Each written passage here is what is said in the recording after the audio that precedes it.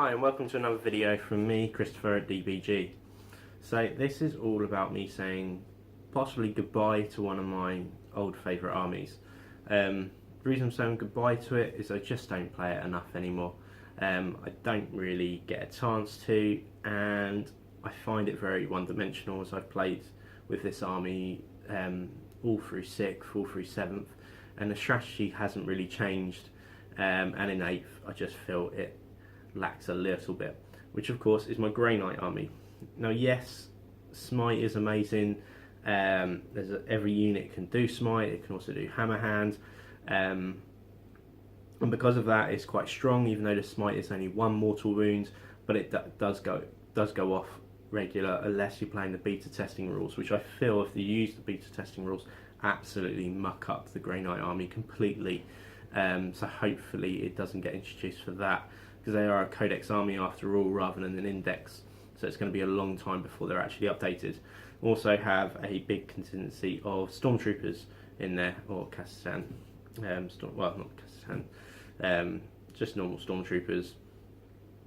I did used to mix it up with Guard and Kasrkins and all of that, but I've stirred away from that. So this is a massive infantry force, and I have decided to list it on eBay. So I wanted to make a video first of just showing you what it was. If it does sell, brilliant. If it doesn't, it still means I've got an army to use. So it isn't the end of everything. Gonna change the camera angles, see through it all, see through the lists as well, and tell me what you think. Have you ever been in this situation where you just haven't pulled out an army for ages and wondering why it's gathering dust, when you could sell it, make someone else have an army and be able to use it on a day-to-day basis? Or do you keep hold of those armies waiting for them to get better in the next edition, or do you just add? I'm one of these people who likes to stick to an army even when I build it. I very rarely magnetise my armies, but if it's anything forgworld like Leviathans, then I'll magnetise everything out of it, because I know I'll always switch and change the weapons when I make my lists, and gives me that variety when you spend a little bit more money on models. Where these are the old metal models where there wasn't really that many options, and magnetising the metal was a bit of a pain. It's a lot easier to magnetise than the new plastic Grey Knights. If you choose to paint every single different arm, then fair play, you've got a lot more patience than I have.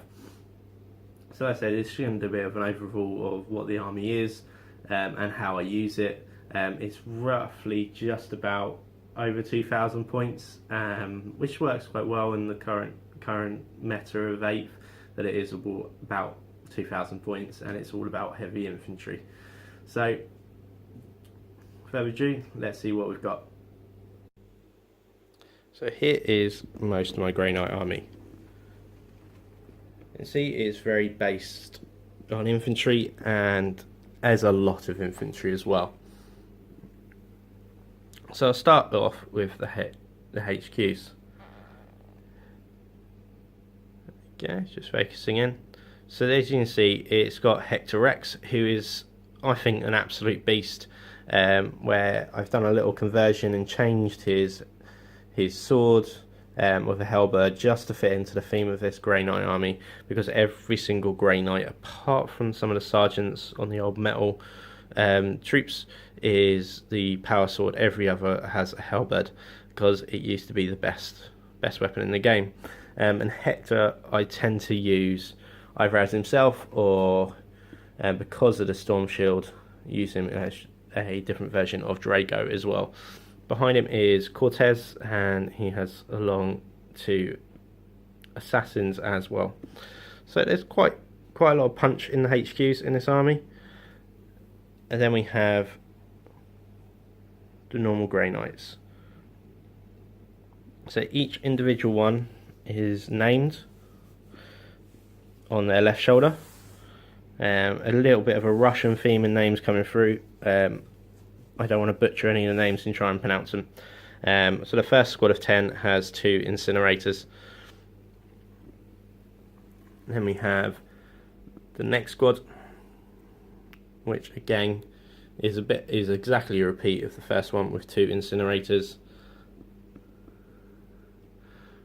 We have a third 10-man squad, and this has 2 side cannons in it. Then right at the back, another squad with 2 incinerators in as well. So part of the troops, there is 4 lots of Grey Knight 10-man squads, 3 with incinerators, which to be honest is what you want when a unit is charging you, because that's a lot of automatic hits, and then 2 as side cannons just to give that extra punch if you need extra punch with a Grey Knight army. Supporting them, especially as another alternative to deep striking, is some Stormtroopers as well. So we have a 10-man squad with 2 Melter, and these are all individual numbered, so this is squad 31. I like to just put random numbers in there just to represent that actually it's a lot bigger than what's just appearing in the army. And then we have another squad, but this one has 2 Plasmas, and this is number 2. Then we have a squad at the back, which is squad 117, and this has 2 Plasmas as well. So there's quite a lot of punch coming down when it deep strikes, not only because they've got to deal with the Grey Knights, but they also have to deal with the Stormtroopers. And then we got 15 Terminators, and batches of 5, but obviously you can mix and match. So all get Halberds, 1 with a side cannon, special weapon, 1 is Incinerator, and then 1 at the back with the side cannon.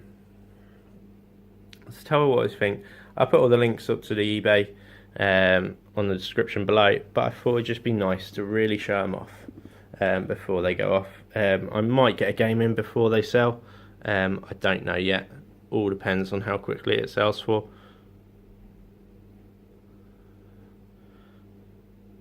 But as you can tell, they're a really nice army. They're all the metal out of production models as well, apart from Hector, who obviously you can still buy now from forgworld. But everything else is metal, so it's incredibly heavy, but it's a fantastic army to use, and I've really enjoyed using it. It's just I haven't used it for so long. I feel it's better to go for someone who is going to make use out of this, rather than it just gathering in a box and gathering dust.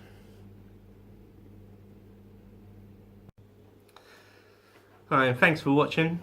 Hope you enjoyed this video. It's a little bit just an overview of an army, of one of my armies that I'm just not playing anymore, and I wanted to list on eBay, and I just wanted to show it off really before it goes, if it does go.